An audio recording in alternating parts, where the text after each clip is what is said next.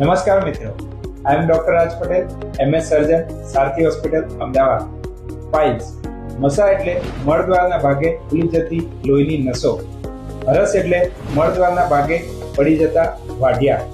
ભગંદર એટલે મળદ્વારની ગ્રંથિમાં ઇન્ફેક્શન થઈ મુખ્યદ્વારની આજુબાજુમાંથી રસી આવવી.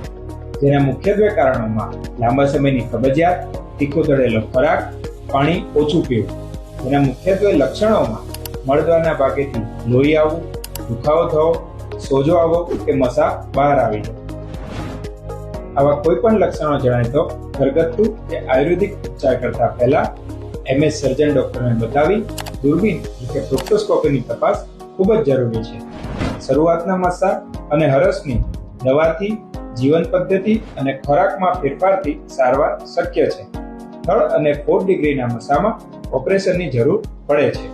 ભગંદરની કોઈ પણ દવાથી સારવાર શક્ય નથી. તેની સારવાર માત્ર સર્જરી જ છે.